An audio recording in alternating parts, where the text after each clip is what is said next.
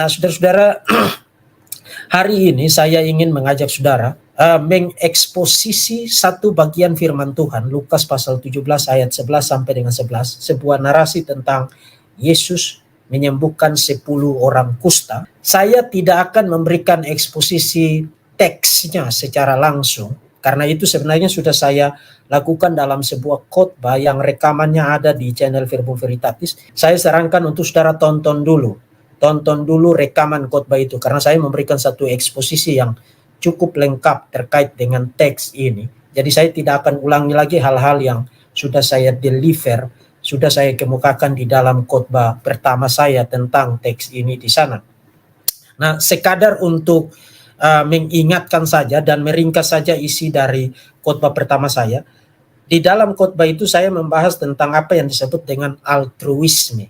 Nah, altruisme itu adalah satu diskusi etis dan sosiologis yang mulai menghangat pada abad ke-19, khususnya di kalangan para sosiolog dan para ahli etika.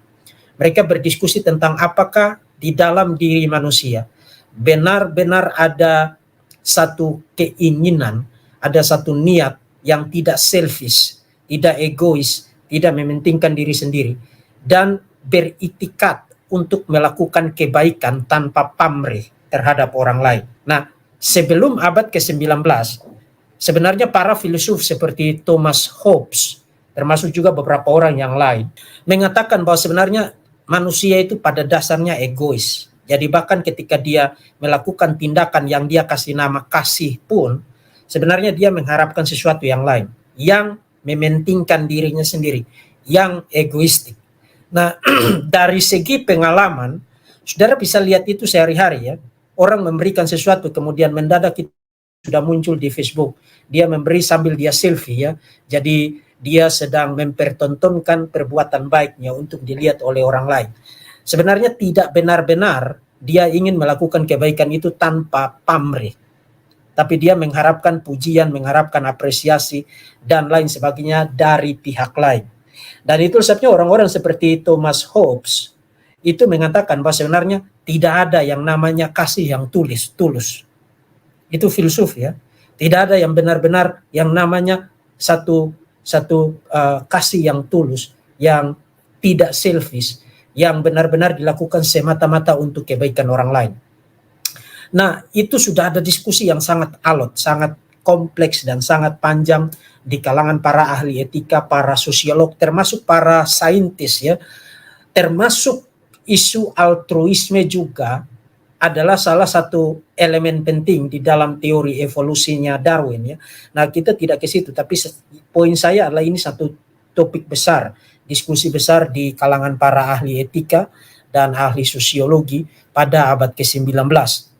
Nah, maka berdasarkan diskusi itu, meskipun kita bukan filsuf, kita bukan akademisi, kita bukan orang yang belajar ahli dalam bidang teologi dan etika, premis yang kita asumsikan di dalam kehidupan kita sehari-hari adalah kalau kita melakukan kebaikan, kemudian kita mengharapkan sesuatu yang lain sebagai balasan dari orang lain, maka kita secara otomatis, secara natural menamakan sikap demikian dengan pamrih. Artinya kamu tidak benar-benar tulus. Nah, problemnya adalah begini saudara-saudara. Kalau saudara mengasumsikan premis itu, bahwa saudara tidak boleh ngarapin apapun sebagai timbal balik, sebagai resiprokal, sebagai balasan dari pihak yang menerima kebaikan saudara. Kalau saudara berpikir begitu, maka pertanyaannya sekarang adalah begini. Kenapa saudara harus berbuat baik ketika saudara menerima anugerah Tuhan? Kenapa saudara harus melakukan perbuatan baik, mengubah gaya hidup saudara? Sebelum saudara terima anugerah keselamatan, saudara suka mabuk, saudara suka pergi dugem, saudara suka pergi ke tempat-tempat yang berdosa, saudara menghamburkan uang saudara untuk hal-hal yang sia-sia, untuk kesenangan, untuk berfoya-foya, dan lain sebagainya. Kemudian ketika saudara bertobat, saudara lahir baru, kemudian saudara mengubah semua itu. Kenapa itu harus begitu? Apakah Tuhan itu pamrih? Apakah Tuhan itu tidak tulus ketika memberikan anugerah kepada kita, menyelamatkan kita dari dosa, tapi tahu-taunya dia ngarap supaya kita melakukan apa yang dia kehendaki. Jadi katakanlah begini, ini contoh sederhana saja, saudara nangkap poin dari pertanyaan saya. Kalau saya melakukan sesuatu bagi saudara, tapi ujung-ujungnya saya ingin supaya melalui pemberian itu saudara melakukan apa yang saya inginkan, saudara menyebut saya apa? Kalau misalnya saya melakukan sesuatu buat saudara, kemudian ujung-ujungnya saya ngarap supaya melalui apa yang saya berikan itu, yang saya lakukan itu, saudara melakukan sesuatu sebagai timbal balik kepada saya, melakukan apa yang saya inginkan. Saudara menyebut saya apa? Nah, saudara mungkin pikir ini satu pendahuluan yang terlalu panjang, tapi sebenarnya ini poin dari eksposisi ini. Saudara menyebut saya apa? Saudara akan menyebut saya sebagai orang yang manipulatif. Saya memanipulasi saudara dengan satu tindakan yang tanda kutip baik, tapi tujuannya adalah supaya saudara terikat dengan saya, dan saya memanipulasi saudara untuk melakukan apa yang saya inginkan. Nah, pertanyaan saya, kalau saya memanipulasi saudara untuk melakukan apa yang saya inginkan, apakah perbuatan baik yang saya lakukan itu dapat disebut sebagai perbuatan baik? Dapat disebut sebagai anugerah? Dapat disebut sebagai satu grace, satu kasih karunia? Ini adalah mindset kita saat ini tentang perbuatan baik, tentang pemberian, tentang kasih karunia. Jadi yang namanya kasih karunia berarti tidak memanipulasi orang untuk melakukan sesuatu sebagai timbal balik. Nah, saudara harus hati-hati, betul-betul hati-hati mengasumsikan premis itu. Karena sekarang pertanyaannya adalah kita diselamatkan berdasarkan pemberian Theodoron. Efesus pasal 2 ayat 8 sampai 10. Pemberian dari Tuhan atau karis, kasih karunia, grace alone, by grace alone. Hanya kasih karunia semata-mata. Tapi pertanyaannya adalah begini. Waktu Tuhan memberikan saudara kasih karunia, Tuhan ngarep enggak untuk saudara melakukan apa yang dia lakukan? Dia kehendaki sebagai respons terhadap kasih karunia yang dia berikan. Tuhan ngarep enggak? Ngarap dong. Nah, kalau begitu saudara sebut Tuhan apa? Manipulatif. Tuhan memanipulasi saudara, memberikan anugerah tapi tahu-tahu menginginkan sesuatu yang lain sebagai ganti. Nah, itu problemnya. Itu problemnya karena apa? Karena kita telah mulai dari satu premis yang salah. Kita mulai dari satu premis yang salah bahwa yang namanya kebaikan, yang namanya benefit, perbuatan baik atau manfaat, sesuatu yang berbeda, yang namanya karis, anugerah, berarti tidak ada timbal balik. Kita mulai dari premis yang salah, itu premis yang salah. Dan sayang sekali premis inilah yang diajarkan di dalam gereja ketika mereka bicara tentang the grace of God, kasih karunia Tuhan. Saudara tidak percaya? Mari kita mulai. Oke, saudara-saudara, ini adalah teks dari Lukas pasal 17 ayat 11 sampai 19. Saya tidak akan bacakan bagi saudara-saudara sekarang, tapi saya yakin saudara sudah familiar dengan teks ini. Nanti setelah saya selesaikan eksposisi sosial saya akan bacakan teks ini, tapi itu nanti. Saya hanya ingin perlihatkan bagi saudara, in case kalau saudara belum familiar. Oke. Ini adalah Evangelical Dictionary of Theology. Saudara pikir tadi saya ngarang, mungkin saudara pikir tadi saya ngarang bahwa itu premis yang salah, yang diajarkan kepada kekristenan di dalam gereja, bahkan di dunia teologi, di seminari-seminari. Saudara-saudara, kalau hari ini saudara tanya, apakah kepada pendeta saudara, atau kepada seorang teolog, atau kepada seorang penginjil, atau kepada orang Kristen yang rajin gereja, ya bukan gerejanya itu 2,5 kali dalam 1 tahun, jadi 2 kali gereja, pas gereja yang ketiga sebelum khotbah dia sudah pulang, karena teleponnya sudah bunyi, jadi 2,5 kali dalam 1 tahun. Nah, yang rajin gereja, kalau saudara tanya, apa itu anugerah? Yang dimengerti oleh kekristenan secara luas adalah kasih karunia itu berarti satu pemberian, satu gift yang diberikan secara cuma-cuma kepada orang yang tidak layak menerima anugerah itu. Itu definisi dari anugerah yang dimengerti mungkin juga oleh semua yang saudara yang hadir sekarang. Karena itu yang diajarkan oleh pendeta saudara kepada saudara. Dan diajarkan bukan hanya pendeta saudara, tapi diajarkan di seluruh dunia. Saudara tahu Bahkan itu ada di dalam buku-buku akademik. Ini adalah Evangelical Dictionary of Theology. Jadi teologi Injili evangelical, baik itu yang Lutheran, yang Reform, yang mainstream ya, Wesleyan, semua mengacu kepada dictionary ini. Ini adalah dictionary standar untuk teologi evangelical, teologi Injili. Dan saudara tahu apa definisi tentang grace di dalam dictionary ini? Jadi anugerah adalah satu berkat yang tidak layak diterima, dianugerahkan secara cuma-cuma, gratis, freely bestowed on men, atas manusia, oleh Allah. Sebuah konsep yang bukan hanya merupakan jantung dari teologi Kristen, melainkan juga jantung dari pengalaman Kristen yang genuine, pengalaman Kristen yang sejati. Nah, saudara perhatikan definisi ini. Satu pemberian, gift, yang diberikan secara cuma-cuma, freely bestow, dikaruniakan secara cuma-cuma, kepada yang undeserved, yang tidak layak menerima berkat itu, tidak layak menerima pemberian itu. Saudara pause dulu sampai di sini.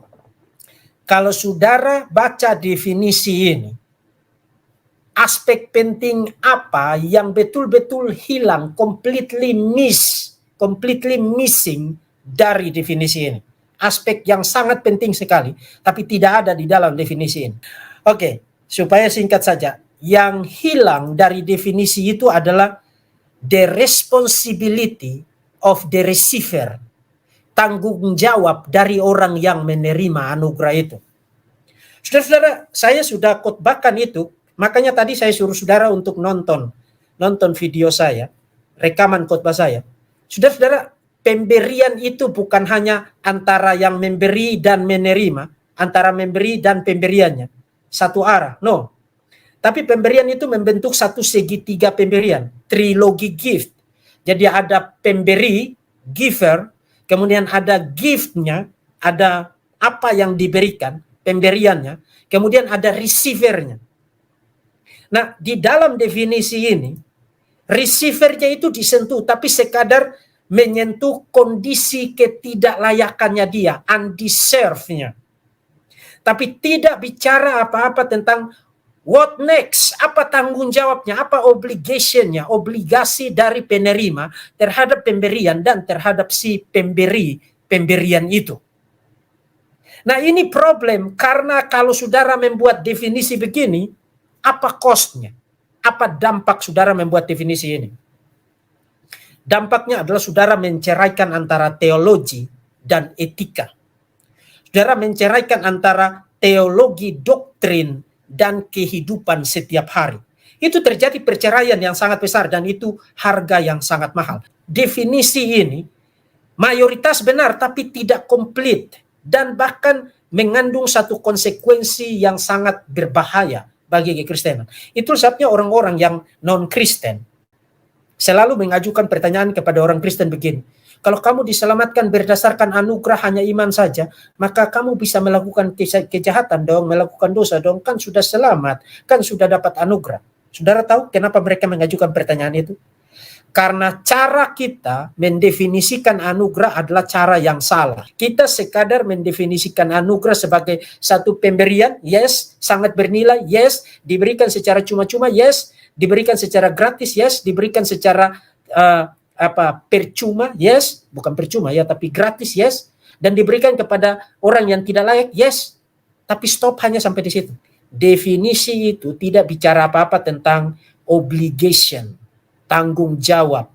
Apa yang selanjutnya harus menjadi respons dari orang yang menerima anugerah.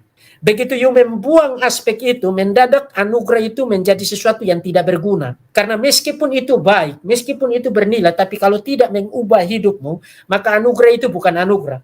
Anugerah yang sejati tidak hanya untuk kebaikanmu dan tidak hanya diberikan secara gratis dan tidak hanya diberikan kepada yang tidak layak. Yes, itu yes. Tapi anugerah yang sejati dan yang baik haruslah anugerah yang change life, mengubah kehidupan. Artinya menaruh obligasi, menaruh kewajiban kepada yang menerima untuk doing something. Untuk berkewajiban memperlihatkan gratitude, memperlihatkan ucapan syukur. Dan itu yang completely missing dari definisi di dalam kamus standar ini. Dan saudara yang ikut sesi live ini, saudara harus mengubah paradigma saudara tentang grace, tentang anugerah, tentang karis, tentang kasih karunia. Nah, apa buktinya? Bahwa harus tidak boleh dipisahkan antara kewajiban dan pemberian dan penerima dan si penerima. Itu tidak boleh diceraikan.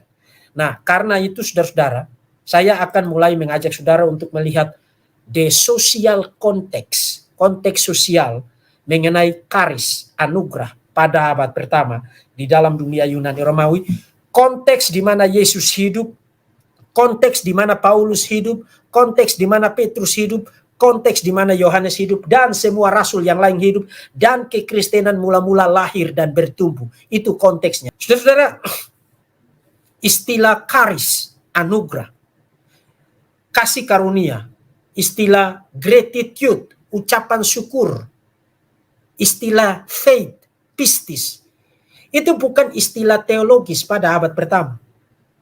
Itu istilah sosial. Nanti kemudian itu menjadi istilah teologis, dan hari ini kalau you bicara tentang anugerah, kasih karunia, saudara mendapat kesan bahwa itu istilah gereja. Itu istilah teologis, itu theological term.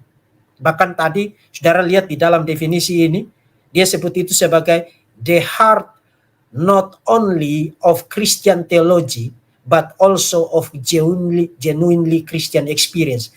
Jadi istilah grace sekarang, itu di dalam kekristenan itu menjadi satu istilah unik, istilah khas dari kekristenan, karena menjadi konsep jantung, konsep inti di dalam teologi Kristen, termasuk di dalam pengalaman kekristenan, kehidupan Kristen yang sejati. Tapi pada abad pertama itu istilahnya semua orang menggunakan istilah itu. Jadi itu bukan istilah yang khusus digunakan di dalam agama, di dalam gereja. Mereka tidak punya gedung gereja pada masa itu. Nah, apa buktinya, saudara-saudara?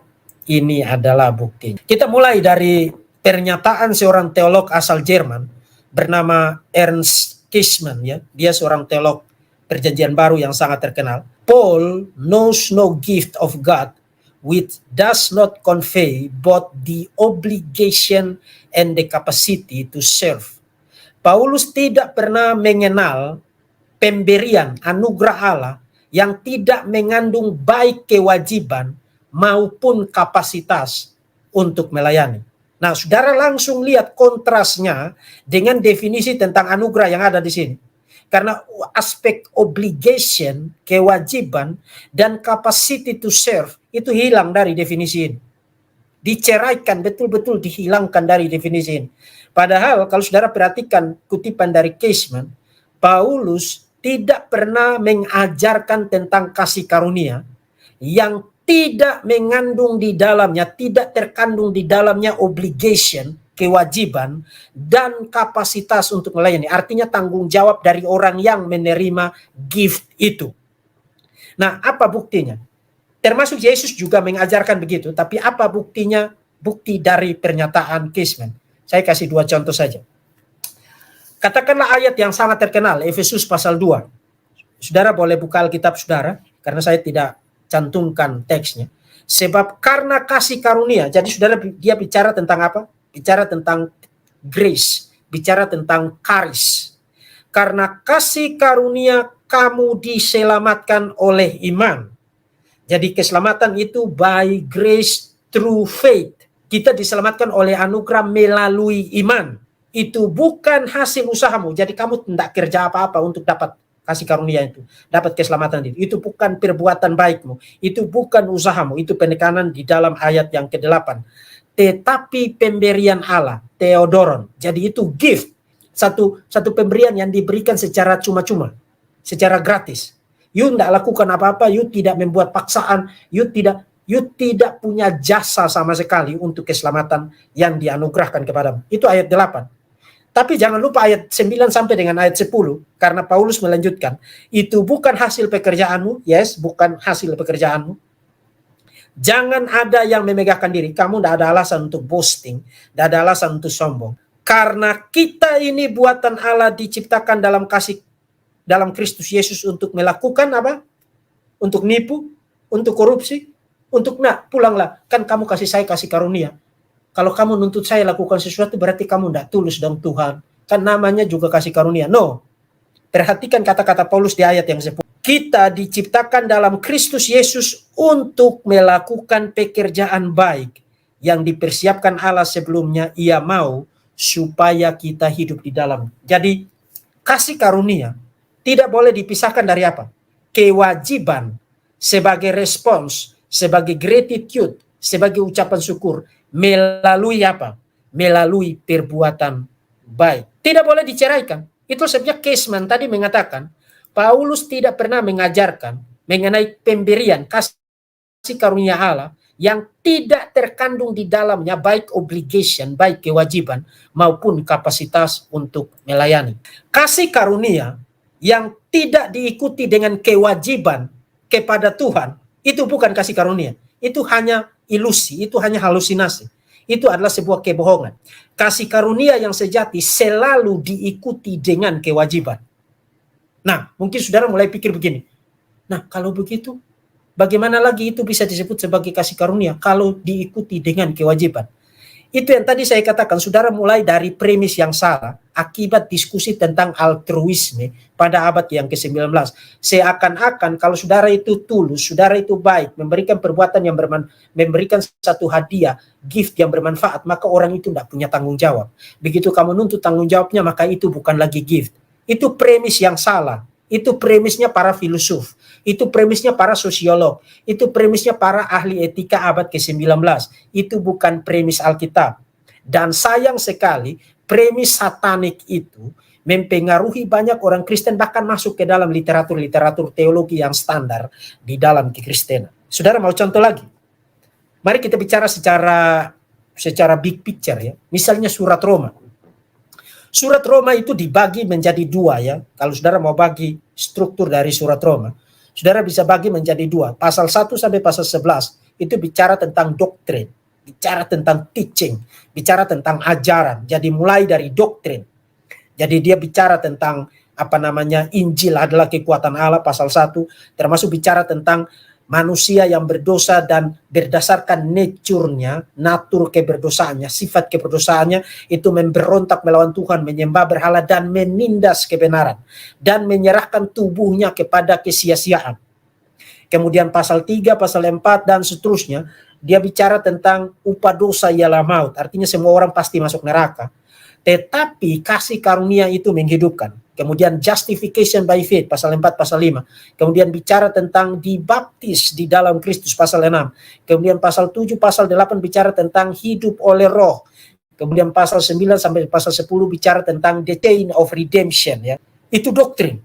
Jadi bicara tentang anugerah apa, berkat-berkat apa yang Tuhan berikan kepada manusia yang kamu tidak kerja itu. Itu betul-betul pemberian dan itu diberikan secara freely, secara cuma-cuma. Tapi jangan lupa, selesai pasal 11, pasal 12, Paulus mulai dengan satu kata yang membuat kamu tidak boleh menceraikan pasal 1 sampai 11 dengan pasal 12. Pasal 12 ayat yang pertama dimulai dengan apa? Karena itu. Persis seperti Efesus pasal 2. Semuanya adalah pemberian Tuhan karena itu. Ayat yang ke-10. Nah, Roma pasal 1 sampai 11 itu berisi berkat-berkat yang kamu tidak kerja itu. Tuhan yang anugerahkan itu bagi kamu dan kamu tidak layak itu. Kamu layak masuk neraka, kamu layak dihakimi, kalau kamu layak mendapatkan maut, hukuman kekal. Tapi Tuhan oleh Injil yang adalah kekuatan Allah menganugerahkan berbagai macam berkat yang terkandung di dalam aspek-aspek keselamatan itu kamu tidak kerja itu. Itu free gift, diberikan secara cuma-cuma. Kemudian pasal 12 dia mulai dengan satu kata, karena itu. Nah kalau saudara baca Alkitab, ketemu kata karena itu, saudara harus bertanya, karena apa? Oh, karena Injil adalah kekuatan Allah. Karena saya adalah orang berdosa yang tidak bisa menyelamatkan diri saya sendiri dan layak dimatikan, layak dimasukkan ke dalam neraka. Tetapi telah dibenarkan by faith alone, justification by faith alone. Dan telah diberikan dibaptis di dalam Kristus dan hidup oleh Roh Kudus dicurahkan kepada saya, mendiami saya dan memberi saya status sebagai anak Allah. Kemudian saya dijaga dan dilindungi sehingga akan mencapai glorification. Karena itu Paulus bilang begini, saudara-saudara, demi kemurahan Allah, aku menasihatkan kamu supaya kamu mempersembahkan tubuhmu sebagai persembahan yang hidup, yang kudus dan yang berkenan kepada Allah. Itu adalah ibadahmu yang sejati. Jangan kamu menjadi serupa dengan dunia ini dan seterusnya. Paulus menggunakan temple language, ya, istilah-istilah yang digunakan di tabernakel, di bait suci untuk orang mempersembahkan korban yang tidak bercacat celah, korban yang tidak boleh timpang, korban yang tidak boleh penyakitan, harus korban yang layak. Jadi hidup kita ini setelah menerima berbagai macam pemberian yang secara cuma-cuma kita terima itu, harus menghasilkan satu kehidupan yang layak dipersembahkan kepada Tuhan. Sekarang kasih tahu saya, apakah anugerah itu tidak mengandung kewajiban? Tidak mengandung reciprocity, timbal balik? No. Kalau saudara pikir saudara sudah tidak pernah punya niat, tidak pernah punya determinasi untuk mempersembahkan hidup kepada Tuhan, saudara sedang menipu dirimu. Seakan-akan saudara menerima anugerah dan seakan-akan saudara diselamatkan, padahal saudara masih adalah warga kerajaan neraka. Itu betul-betul certified kerajaan neraka. Saudara, tanda dari orang yang menerima anugerah Tuhan adalah dia punya niat, punya upaya, berjuang untuk hidup bagi Tuhan. Nah, itu tidak berarti kamu akan sempurna, karena kita masih punya natur keberdosaan. Tapi saudara akan mengubah tujuan hidup saudara, mengubah motivasi saudara, mengubah gaya hidup saudara, mengubah perilaku saudara. Tidak benar-benar saudara sempurna di dalam dunia, tapi orang bisa melihat perubahan. Sama seperti kita tidak bisa lihat angin, tapi kita tahu kemana angin itu berhembus. Demikian pula orang yang sudah menerima anugerah, meskipun kita tidak lihat anugerah itu dalam bentuknya apa, jam berapa, detik keberapa, menit keberapa, tapi orang bisa lihat ada satu change of life, transformation of life, perubahan hidup dan transformasi hidup. Karena anugerah yang sejati selalu satu paket dengan kewajiban untuk hidup bagi Tuhan. Selalu. Nah, sekarang mari kita lihat bahwa gift, grace itu satu paket dengan kewajiban, satu paket dengan gratitude. Kita uji itu dalam konteks sosial abad pertama. Saudara-saudara, pada abad pertama tidak pernah ada orang yang memberikan sesuatu pemberian meskipun dia tidak dipaksa, dia memberikan itu karena dia baik. Tidak pernah ada orang yang memberikan satu pemberian, kemudian orang yang terima itu tidak punya tanggung jawab. Tidak pernah. Mereka hidup dalam apa yang disebut oleh para ahli sebagai logika resiprokal, logika timbal balik. Jadi, meskipun kamu menerima sesuatu pemberian, kamu tidak paksa dia, kamu tidak nuntut dia, tapi dia kasih itu karena dia baik. Kalau kamu terima pemberian itu, secara otomatis kamu menaruh dirimu di bawah kewajiban untuk melakukan sesuatu bagi orang yang telah memberikan pemberian itu. Saya kasih contoh dari 3 tulisan filosof abad pertama. Misalnya Seneca, the giving of a benefit, memberikan satu perbuatan baik, satu kebaikan, is a social act, adalah satu tindakan sosial. Itu memenangkan keinginan dari seseorang, itu menaruh seseorang under obligation, menaruh seseorang di bawah kewajiban, dan seseorang yang dimaksud adalah orang yang menerima benefit itu. Dia bahkan tulis satu buku yang sangat baik, saudara bisa baca itu, on benefits. Jadi pemberian itu adalah sebuah charis, sebuah grace, sebuah anugerah. Karena apa? Karena diberikan secara cuma-cuma, tidak dipaksa untuk diberikan. Tapi begitu kamu terima pemberian itu, secara otomatis kamu ada di bawah kewajiban untuk memperlihatkan gratitude, memperlihatkan ucapan syukur. Bukan dengan say thank you, nanti kita akan lihat itu malah, tapi dengan melakukan sesuatu yang baik sebagai kewajiban, sebagai ucapan syukur kepada orang yang sudah memberikan pemberian kepada kamu. Jadi orang pada abad pertama itu tidak punya Tidak berpikir bahwa oke, kan kamu yang kasih saya tidak paksa kamu, saya tidak minta kamu, kamu yang kasih saya, kok sekarang kamu nuntut saya harus melakukan kebaikan buat kamu?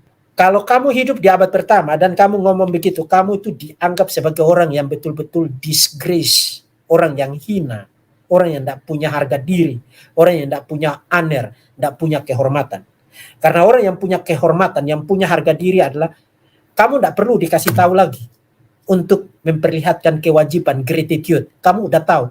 Begitu kamu menerima pemberian itu, tanpa perlu kamu tanda tangan kontrak, kamu tanpa perlu pakai materai 10.000, kamu udah tahu saya ada di bawah kewajiban untuk repay, melakukan sesuatu yang lain sebagai balasan untuk orang ini. Atau misalnya tulisan dari Sophocles ya, charis, grace, istilah yang digunakan dalam perjanjian baru. Kasih karunia melahirkan kasih karunia. Nah, apa maksudnya? Nah, di sebelah kiri saudara itu ada gambar di situ, ada 3 nona yang tidak berpakaian. Itu tidak dimaksudkan untuk pornografi. Jadi saya perlu jelaskan dulu. Itu adalah ikon yang sangat penting pada abad pertama. Itu yang disebut dengan three graces, 3 kasih karunia, atau yang disebut dengan Caritas, Dewi Caritas. Sebentar lagi akan saya jelaskan. Bahkan kenapa mereka tidak berpakaian pun itu ada maknanya. Dan kenapa ada 3 pun itu ada maknanya. Dan kenapa mereka bergandengan tangan pun itu ada maknanya. Sebentar lagi akan saya jelaskan. Itu yang disebut dengan 3 nona kasih karunia. 3 goddess of graces ya. 3 dewi kasih karunia. Ketiganya nama dari ketiganya adalah grace. Jadi itu resepnya digunakan bentuk jamak, graces. Jadi kasih karunia itu tidak tunggal, tapi ada 3. Nanti saya jelaskan. Sophocles, charis, give birth to Charin. Kasih karunia melahirkan kasih karunia. Nah, kasih karunia yang melahirkan kasih karunia itu apa? Saudara memberikan gift, itu kasih karunia. Yang melahirkan apa? Melahirkan obligation, kewajiban, itu juga disebut kasih karunia. Jadi kasih karunia itu bukan hanya pemberiannya, tapi kewajiban untuk melakukan sesuatu yang lain sebagai ucapan syukur itu juga disebut sebagai kasih karunia. Jadi orang tidak membedakan kasih karunia itu hanya untuk gift-nya, hanya untuk pemberiannya. Tapi orang yang menerima dan sikap respons gratitude-nya, ucapan syukurnya, itu juga disebut dengan sebutan kasih karunia. Jadi kasih karunia itu bukan hanya gift-nya, bukan hanya pemberiannya, bukan hanya hadiahnya, tapi begitu kamu terima hadiah itu dan kamu memberikan respons sebagai kewajiban, sebagai gratitude, sebagai ucapan syukur, sikap itu sendiri juga disebut sebagai grace, sebagai kasih karunia. Jadi orang tidak membedakan antara pemberian dan kewajiban setelah menerima pemberian. Nah, orang Kristen masa kini membuat definisi seperti Evangelical Dictionary of Theology tadi, hanya bicara tentang gift-nya, tapi tidak bicara tentang obligation-nya. Seakan-akan obligation itu bukan gift. No. Pada abad pertama, obligation itu, kewajiban itu sendiri juga adalah grace, adalah anugerah. Mereka memberinya nama grace, anugerah. Kemudian ini dari Euripides. Charis is due for caritos. Kasih karunia dibayar dengan kasih karunia. Saudara lihat logika timbal baliknya, logika resiprokalnya. Jadi saya memberikan kasih karunia, itu harus dibayar dengan kasih karunia. Nah, kasih karunia yang dipakai untuk bayar itu apa? Kewajiban, gratitude, ucapan syukur. Itu pun namanya karitos, itu pun namanya karis, kasih karunia. Jadi baik pemberiannya, baik sikap dan respons kewajiban terhadap pemberian, itu disebut dengan karis. Saudara lihat, jadi bahkan dari pengertiannya saja, kamu tidak bisa memisahkan antara pemberian dan respons terhadap pemberian. Tidak bisa pisahkan itu. Kenapa ada 3? Jadi nona yang pertama adalah disposisi untuk memberikan atau memperlakukan sikap dermawan terhadap seseorang. Namanya grace. Kemudian nona yang kedua adalah pemberiannya. Bantuan yang diberikan, itu namanya gift. Tapi mereka sebut itu grace juga. Kemudian respons terhadap pemberian itu atau sikap terhadap pemberian itu disebut gratitude, ucapan syukur. Tapi mereka sebut itu grace juga. Jadi 3 graces, 3 kasih karunia. Dan mereka simbolkan itu dengan 3 nona yang dibikin patungnya dalam keadaan telanjang. Sekali lagi ini bukan pornografi, ini ikonografi. Ini satu konsep besar pada abad pertama, konsep etika yang sangat besar, etika sosial yang sangat besar pada abad pertama. Dan mereka gambarkan itu dengan patung 3 perempuan muda yang telanjang, yang masih perawan. Nah, ada eksposisi mengenai patung ini, ikonografi ini dari Seneca di dalam Benefits, bukunya Benefits. Saudara perhatikan, mungkin terlalu kecil tulisannya, saya akan terjemahkan bagi saudara. Kenapa ada 3 kasih karunia? Kenapa mereka bersaudara? Kenapa mereka digambarkan saling bergandengan tangan satu sama lain, tersenyum, dan masih muda, dan masih perawan, dan tidak berpakaian, atau bahkan berpakaian tapi pakaiannya itu transparan. Itu semua ada maknanya. Dimaksudkan untuk mengajarkan etika sosial kepada orang-orang pada abad pertama melalui ikonografi ini, melalui patung ini. Nah, kalau Kadruns lihat ini, mendadak mereka sudah jumpa litan. Mendadak mereka sudah mau bakar segala sesuatu. Karena orang-orang itu tidak punya otak untuk belajar. Mereka tidak pernah diajarin bahwa kamu bisa belajar ilmu pengetahuan dari ikonografi. Segala sesuatu itu jadi buruk di mata mereka. Apa yang terkandung di dalam fakta dari kelompok penari ini, the group dance ini, yang menari di dalam a circle, lingkaran, dengan intertwined hands, dengan tangan yang saling merangkul satu sama lain. Lalu dia kasih penjelasan. Di dalam tarian itu, saudari yang tertua, perempuan yang tertua, the older sister has a greater value, memiliki nilai yang besar. Nah, siapa itu the older sister? The older sister adalah orang yang memberikan. The older sister adalah si pemberinya, givernya. Itu digambarkan, diikonografikan dengan perempuan yang lebih tua dari ketiga perempuan itu. The older sisternya, artinya givernya. Kemudian, jadi giver itu memiliki nilai yang lebih besar.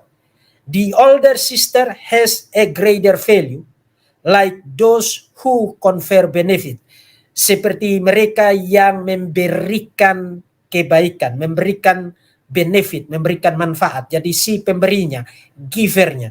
Jadi givernya itu digambarkan sebagai the older sister, perempuan yang lebih tua dari 2 perempuan yang lainnya. Kemudian, the graces, ketiga perempuan yang bernama kasih karunia itu, digambarkan dengan ekspresi joyful, penuh sukacita. Seperti mereka yang memberi dan menerima benefit generally do. Artinya, kenapa mereka digambarkan dalam satu suasana menari dalam sukacita? Untuk menggambarkan satu pemberian yang diberikan bukan karena dipaksa, bukan diberikan dengan sedih hati, bukan diberikan dengan ngomel-ngomel, tapi diberikan dengan sukacita, dan orang itu juga sukacita. Digambarkan dengan 3 orang ini menari, saling merangkul satu sama lain. Jadi ada meaningnya, ada maknanya. They are youthful, mereka itu muda, because, karena remembrance of benefit should not grow old. Mereka itu digambarkan muda, bukan tua, bukan anak kecil. Karena menurut Seneca, itu dimaksudkan untuk menginvok ingatan tentang kebaikan itu tidak boleh dilupakan. Orang tidak boleh melupakan kebaikan orang lain. Makanya tadi saya katakan kepada saudara, tidak ada grace, kasih karunia, pemberian, yang begitu diberikan, kemudian orang yang terima itu pergi kemana, begitu dia tidak punya kewajiban apa-apa. Itu berarti saudara melupakan kebaikan, saudara tidak tahu diri. Saudara betul-betul orang yang sangat hina, betul-betul tidak punya harga, tidak punya nilai pada abad pertama. Karena mereka gambarkan itu seperti 3 perempuan muda, sebagai ikonografi dari ide filosofis etis bahwa satu kebaikan itu harus terus dikenang seperti orang mengenang masa mudanya. Orang tidak mau jadi tua, dia ingin tetap muda. Itu sebabnya ibu-ibu itu rajin ke salon karena mereka tidak mau terlihat tua. Saya dulu itu pernah ngomong dengan salah satu teman rekan, kemudian saya bilang, ayo kita tua melayani bersama ya, lalu dia bilang saya tidak mau jadi tua. Nah, itu candaan, tapi itu menggemakan menggemakan cita-cita di diri dari semua orang. Saya juga tidak mau jadi tua. Nah, mereka gambarkan itu dengan 3 perempuan muda. Artinya kamu tidak boleh jadi orang yang lupa ingatan. Tidak boleh jadi orang yang tidak tahu berterima kasih. Kamu tidak boleh jadi orang yang lupa akan kebaikan orang lain. Jadi keingatan akan kebaikan itu never grows old. Tidak pernah menjadi usang. Tidak pernah menjadi lapuk. Tidak pernah menjadi tua. Kamu tidak boleh melupakan kebaikan orang lain. Kemudian, they are virginal. Mereka perawan, artinya tidak didefile, tidak dicemari oleh laki-laki. Karena kebaikan, benefit, itu adalah sesuatu yang unspoiled. Sesuatu yang unspoiled itu tidak menjadi rusak. Jadi saudara-saudara, mereka memandang gift itu adalah sesuatu yang punya nilai yang sangat permanen. Itu tidak menjadi rusak. Sama seperti mereka gambarkan itu dengan 3 perempuan perawan yang tidak dicemari oleh laki-laki goblok, laki-laki biadab. Tapi masih suci, masih perawan, masih menjaga keperawanannya, tidak dicemari oleh tangan-tangan yang jahat. Itu dimaksudkan untuk menggambarkan bahwa satu pemberian itu tidak boleh, tidak akan pernah menjadi rusak dan tidak merusak. Saudara, kalau saudara memberikan satu gift dan ternyata gift itu merusak, itu bukan gift. Misalnya begini, kalau saudara tahu anak saudara itu punya tendensi untuk ugal-ugalan di jalan, kemudian dia pulang sore hari, saudara lagi duduk ngopi begitu kan, seperti saya ngopi begini, kemudian dia hentak-hentak ke Papa, belikan saya motor yang 150 cc atau 250 cc. Keren sebagai anak muda. Hentak-hentak kaki, pokoknya saya tidak akan pergi sebelum Papa belikan itu kepada saya. Apa yang akan saudara berikan? Apa yang akan saudara lakukan? Oh, saya sayang anak saya. Ini kan anak saya laki-laki satu-satunya. Jadi untuk apa saya kerja kalau saya tidak kasih dia motor? Kemudian saudara belikan dia motor yang 250 cc. Kemudian 1 jam kemudian ada telepon dari kantor polisi. Pak, anak Bapak baru saja jatuh dari motor karena ugal-ugalan di jalan raya. Pemberian itu menjadikan orang itu baik atau menjadikan orang itu rusak? Merusak. Itu bukan pemberian. Saudara berkontribusi untuk kerusakan seseorang melalui apa yang saudara berikan, itu bukan gift. Itu mereka gambarkan pada abad pertama dengan gambar 3 perempuan perawan. Gambaran dari satu kehidupan yang undefiled, yang tidak dicemari dan tidak menjadi rusak. Artinya gift itu, pemberian itu, benefit itu harus mendatangkan kebaikan bagi orang yang menerima itu. Tidak boleh merusak orang itu. Itulah sebabnya kewajiban itu harus ada. Kalau saudara memberikan satu pemberian lalu tidak ada kewajiban, itu potensi merusaknya itu sangat besar. Sangat besar. And those robes are translucent because benefits want to be in full view. Jadi kenapa mereka gambarkan dengan telanjang? Itu bukan pornografi. Tidak dimaksudkan untuk sesuatu yang erotis. Mereka bikin ikonnya itu telanjang karena mereka satu pemberian itu tidak dimaksudkan untuk disembunyikan. Nah, kita sekarang berpikir bahwa kalau orang itu tulus maka itu pemberian itu tidak terlihat. Ya, dalam pengertian tertentu saya paham itu dan itu baik juga. Tapi apa yang dimaksud dengan full view, pemberian yang full view, yang dilihat secara penuh? Maksudnya pemberian itu harus terlihat dalam transformasinya terhadap orang yang menerima itu. Jadi begitu kamu berikan itu, terlihat bahwa ada perubahan. Situasinya tertolong, kemudian orang itu menjadi berubah, dia lebih sungguh-sungguh melayani Tuhan dan lain sebagainya, hidupnya untuk Tuhan, pelayanannya jalan, lebih bersemangat dalam melayani. Itu cara mereka gambarkan itu adalah dengan menggambarkan itu telanjang. Artinya kamu bisa lihat itu, melihat itu full view, melihat itu secara penuh. Jadi itu adalah simbol dari ikonografi patung 3 perempuan yang ketiga-tiganya itu dikasih nama grace. Makanya disebut 3 graces, 3 anugerah. Jadi pemberinya, kemudian giftnya, pemberiannya, dan sikap terhadap pemberian itu semuanya namanya anugerah. Nah, dalam konteks itu masuk akal enggak orang memisahkan antara pemberian dengan tanggung jawab terhadap pemberian? No. Itu adalah satu paket. Satu paket. Jadi si pemberi, orang yang menerima, dan pemberiannya itu satu paket. ketiganya disebut sebagai grace, ketiganya disebut sebagai charis, kasih karunia. Ini ada satu komentar dari seorang scholar bernama Gary Stensel. Giving and receiving, memberi dan menerima, is a social exchange, adalah satu pertukaran sosial. And it puts, dan itu menaruh, the receiver under obligation, menaruh penerimanya di bawah kewajiban. Bagi Seneca, for Seneca, exchange constitute the chief bond of human society. Jadi pertukaran itu membentuk satu ikatan utama di dalam masyarakat manusia. Itu konteks abad pertama. Dan saudara tahu, premis yang terberi itu, yang semua orang paham itu, kamu tidak perlu bikin satu kelas kuliah khusus untuk orang, untuk dia ngerti tentang itu. Itu satu norma masyarakat, satu budaya sosial pada abad pertama, tentang gift, tentang orang yang menerima pemberian dan sikapnya, responsnya. Mereka sebut itu graces, kasih karunia, jamak. Jadi itu adalah social setting dari graces pada abad pertama. Nah, sekarang dengan mengingat semua yang tadi saya jelaskan bagi saudara, sekarang mari kita membaca kembali apa yang tercatat di dalam Lukas pasal 17 ayat 19 dalam terang sosial setting itu. Dalam perjalanannya ke Yerusalem, Yesus menyusur perbatasan Samaria dan Galilea. Ketika ia memasuki satu desa, datanglah 10 orang kusta menemui dia. Mereka tinggal berdiri agak jauh dan berteriak, "Yesus Guru, kasihanilah kami." Artinya orang-orang ini sedang dalam kondisi yang sangat-sangat tidak memungkinkan mereka menolong diri mereka sendiri.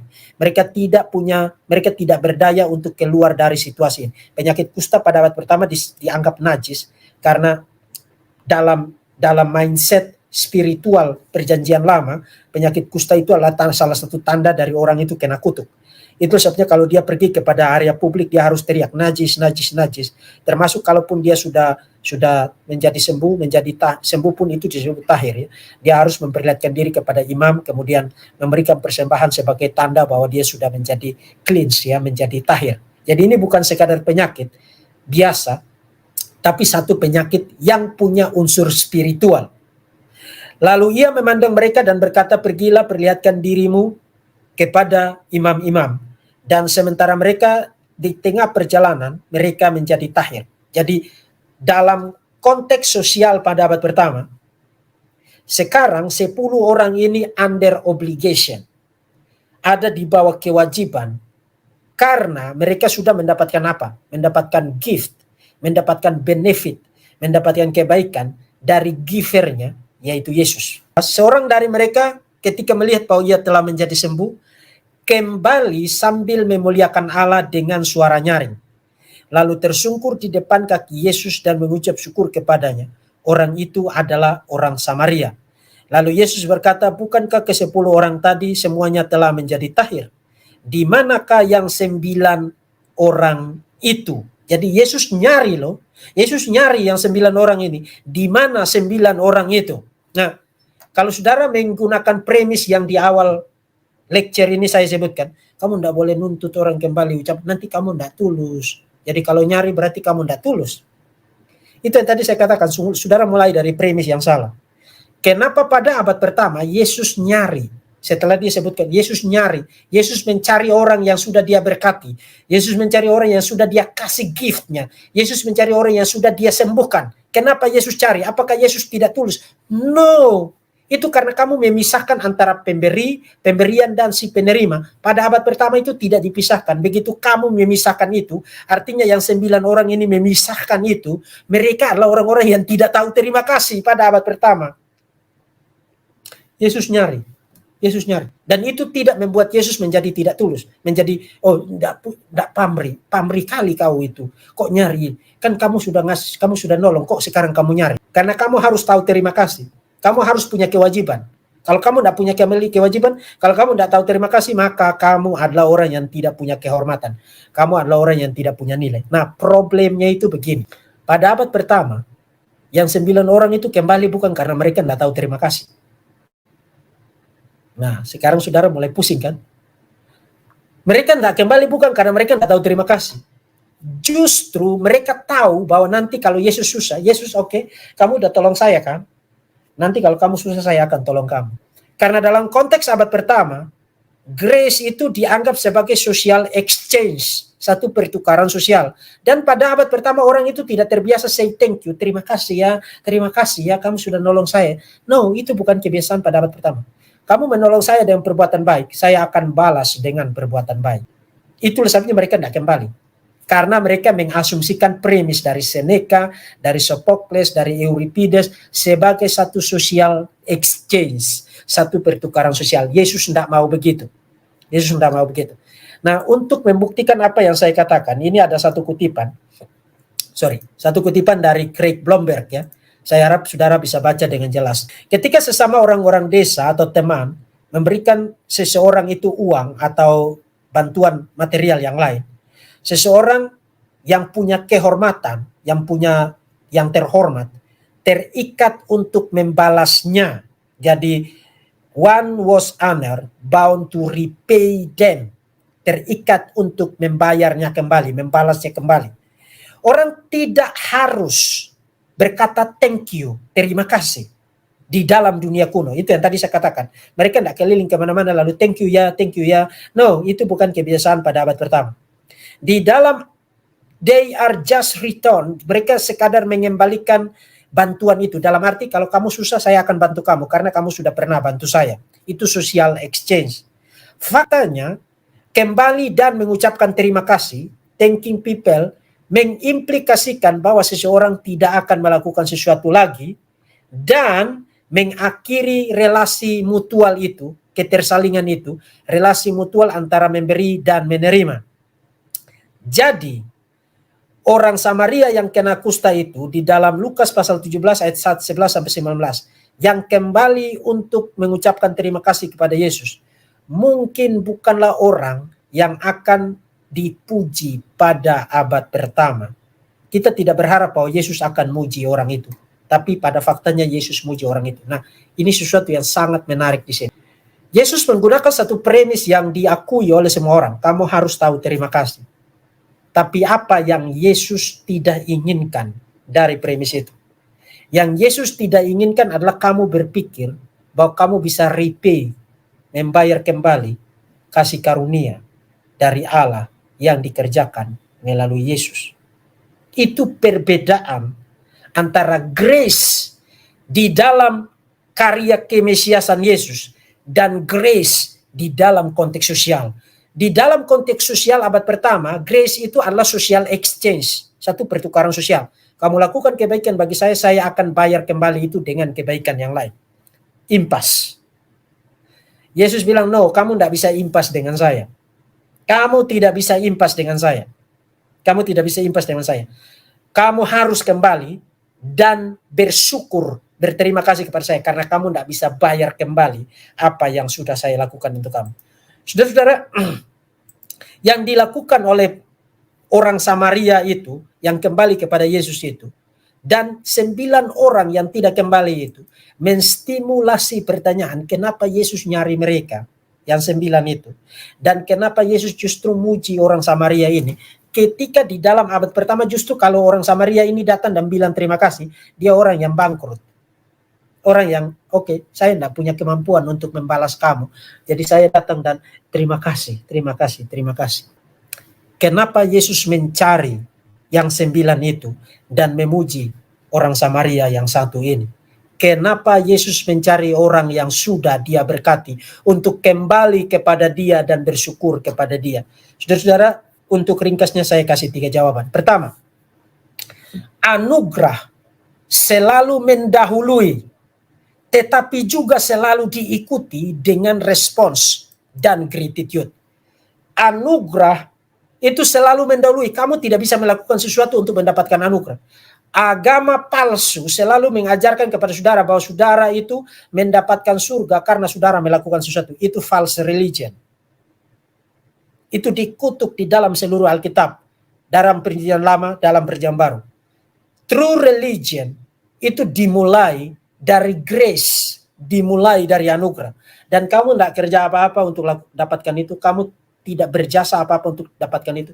Itu adalah sesuatu yang freely give, diberikan secara cuma-cuma. Selalu dimulai dari anugerah. Tetapi jangan kamu pikir bahwa karena anugerah itu cuma-cuma, maka murahan dan maka gratisan.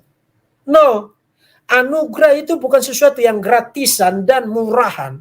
Jadi begitu kamu terima, maka oke, kamu mau jadi apa? Mau melintang pulang kemana? Ke selatan, ke utara, ke tenggara, terserah kamu. No, itu cheap grace. Itu yang disebut oleh Bonhoeffer, Dietrich Bonhoeffer, sarjana Jerman yang sangat terkenal pada masa Nazi itu, sebagai cheap grace, anugerah murahan. Anugerah yang mahal itu tidak pernah murahan dan tidak pernah gratisan.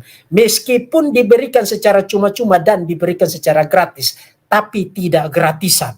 Artinya, anugerah itu harus diikuti dengan gratitude, diikuti dengan obligation, diikuti dengan kewajiban. Kamu adalah orang Kristen karena kamu menerima anugerah dari Tuhan. Yes. Tapi kamu juga adalah orang Kristen yang menerima anugerah dari Tuhan kalau hidupmu itu ada transformasi, ada perubahan. Itu adalah satu paket. Itu tidak bisa diceraikan di dalam konteks sosial abad pertama maupun di dalam konteks perjanjian baru. Kedua, anugerah memang tidak dapat dibalas dengan perbuatan baik yang lain. Itu yang dipikirkan oleh 9 orang yang tadi. Mereka tidak perlu kembali untuk say thank you. Karena mereka pikir, oke, Yesus, kamu keliling-keliling aja dulu kau. Lalu lalang aja dulu kau kayak setrika. Nanti kalau kau susah kami akan tolong kamu. Karena sekarang kan kamu udah tolong saya. No, Yesus mencari mereka. Karena yang Yesus ingin tekankan adalah kamu tidak bisa membayar kembali. Kita tidak bisa impas. Kamu seterusnya adalah orang yang berhutang kepada saya. Karena apa? Karena anugerah itu sedemikian mahalnya, sedemikian bernilainya, sehingga apapun yang kamu lakukan itu tidak pernah impas untuk membayar anugerah. Tidak pernah impas untuk membayar anugerah.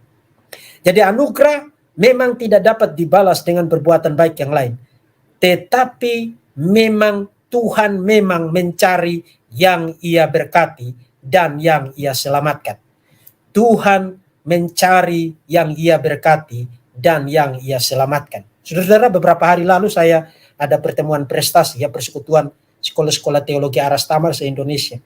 Dan guru saya, mentor saya, orang tua rohani saya, Dr. Matius Pangentang, membuat eksposisi dari teks ini, dan itu adalah poinnya. Tuhan mencari yang Ia berkati. Tuhan mencari yang Ia berkati. Jadi saya dapatkan insight itu dari beliau, dari guru saya. Meskipun beliau sudah tua tapi masih terus memberikan insight spiritual yang luar biasa. Di Indonesia ini dia telah menghasilkan lebih dari 17.000 hamba Tuhan. Saudara pergi kemana saja ketemu murid dari beliau. Saya adalah salah satunya. Dan telah mengutus hamba Tuhan ke 12.000 desa dan telah menghasilkan 3 juta petobat baru melalui FIM 2030. Jadi saya adalah produk dari satu misi raksasa di Indonesia. Dan itu sebenarnya ketika saya dirikan STT Raja Wali Aras Tamar Indonesia pun, saya meneruskan visi itu. Karena beliau sudah tua, saya harus teruskan visi itu. Dan Indonesia melalui pengorbanan, melalui misi, melalui keteguhan, melalui komitmen, melalui daya tahan, ketabahan, tough, kita akan merebut Indonesia dengan Injil Tuhan Yesus Kristus. Dan saudara-saudara yang punya anak, punya teman, punya kenalan, punya saudara, punya keponakan, dan lain sebagainya, yang mau menyerahkan dirinya jadi hamba Tuhan, kirim kasih ke saya. Saya akan didik mereka. Saya akan kirim mereka ke hutan-hutan, ke pedalaman, ke pedesaan, ke tempat-tempat di mana orang tidak mau pergi. Beritakan Injil di sana. Dan Kristus Yesus, Injil Kristus Yesus akan diberitakan di sana. Ini banyak orang ngumpul-ngumpul di kota ini ngapain? Tapi orang-orang yang di kampung, di desa, yang di tempat-tempat yang jauh, yang terpencil, orang-orang itu adalah orang-orang yang unreached. Reach to reach the unreached people. Itu adalah moto dari visi misi dari mentor saya, orang tua saya, guru spiritual saya, yang dengan bangga, sangat bangga saya perkenalkan kepada dunia, Dr. Matius Pangentang. Jadi Tuhan mencari orang yang Dia selamatkan. Saudara-saudara, kenapa Tuhan mencari yang 9 itu? Karena pemberian Tuhan itu bernilai. Kalau saudara kasih sesuatu yang ece-ece, dengan gampang saudara lupakan. Tapi kalau saudara kasih sesuatu yang sangat bernilai, saudara tidak mungkin lupakan itu. Saudara harus tahu, ini jadi apa? Ini manfaatnya apa? Apa dampak dari yang saya berikan ini? Tuhan mencari orang yang telah Dia berkati. Tuhan mencari orang yang telah Dia selamatkan. Tuhan mencari orang yang telah menerima karis, menerima gift itu dari Tuhan. Dan respons yang paling pertama yang diharapkan Yesus adalah ucapan syukur, kesadaran akan kebangkrutan diri, ketidakmampuan untuk membalas anugerah yang sudah Ia berikan kepada manusia. Saudara-saudara ingat satu hal, ini sudah 1 jam 14 menit. Saudara yang Kristen, itu berarti saudara sudah menerima gift, menerima kasih karunia dari Tuhan. Tapi saudara jangan pikir bahwa Tuhan lupakan kasih karunia itu. Jadi setelah saudara jadi Kristen, hari Minggu pergi ke gereja, lalu hari Senin sampai Sabtu itu saudara hidup seperti setan. Hidup untuk diri saudara sendiri, hidup berfoya-foya, hidup secara egoistik, hidup untuk kesenangan dan lain sebagainya. Saudara-saudara, kalau Tuhan mencari saudara, kalau Tuhan harus mencari saudara setelah Dia memberikan berkatnya, itu berarti Tuhan mencari saudara dengan judgment. Pertanyaan Yesus, di manakah yang 9 itu bukan pertanyaan nice. Itu pertanyaan yang sebentar lagi akan diikuti dengan penghakiman. Prinsipnya itu begini saudara-saudara, mengakhiri eksposisi ini. Kalau kita tidak kembali kepada Tuhan dengan hidup kita, dengan harta kita, dengan tenaga kita, dengan kekayaan kita, dengan talenta kita, dengan segala sesuatu yang kita punya, keluarga dan lain sebagainya. Kalau kita tidak kembalikan itu kepada Tuhan setelah Tuhan memberikan anugerah kepada kita, Tuhanlah yang akan datang mencari kita. Karena Dia sudah kasih kita anugerah demi anugerah itu. Dan kalau Tuhan yang datang mencari kita, itu berarti kamu udah tahu kan apa yang akan kamu alami. Jangan sampai satu gigimu patah, satu jarimu patah, satu tanganmu buntung, satu kakimu buntung, baru kamu bertobat. Jangan sampai kamu seperti anak bungsu yang lari meninggalkan papanya berakhir di kandang babi, baru ingat akan anugerah di rumah papanya. Satu kali lagi, saudara-saudara yang Kristen, dengarkan ini baik-baik. Kalau kamu tidak kembali kepada Tuhan dengan hidupmu, tidak kembali kepada Tuhan dengan uangmu, tidak kembali kepada Tuhan dengan keluargamu, tidak kembali kepada Tuhan dengan pekerjaanmu, tidak kembali kepada Tuhan dengan talentamu, dengan skillmu, tidak kembalikan itu kepada Tuhan, Tuhan yang akan kembali dan mencari kamu. Dan begitu Dia mencari kamu, Dia akan mencari kamu dengan penghakiman. Saudara jangan salah paham ya, saya bukan pengkhotbah teologi sukses, saya benci teologi sukses. Teologi sukses adalah ajaran setan dari neraka. Tapi hidup kita ini punya Tuhan. Ditebus oleh darah anak domba yang sangat mahal, menjadi milik Tuhan. Dan masuk akal tidak, hidup kita ini sudah jadi milik Tuhan dan kamu gunakan seakan-akan itu milik kamu sendiri, seakan-akan itu milik keluargamu sendiri, seakan-akan itu milik kantormu sendiri. No, setiap inci dari waktu hidupmu, setiap inci dari hidupmu, milikmu, apapun itu yang kamu punya sekarang yang bikin kamu merasa sebagai orang yang diberkati Tuhan, semua itu milik Tuhan dan harus dikembalikan kepada Tuhan. Digunakan untuk Tuhan, digunakan untuk kebaikan, digunakan untuk pelayanan, digunakan untuk pekerjaan Tuhan, digunakan untuk penginjilan, digunakan untuk segala sesuatu yang bermanfaat bagi manusia. Saudara-saudara, kalau saudara tidak kembali kepada Tuhan dengan hidupmu, Tuhan yang akan kembali kepada saudara dan mencari saudara. Tuhan mencari orang yang sudah Dia selamatkan. Tuhan mencari orang yang sudah Dia berkati.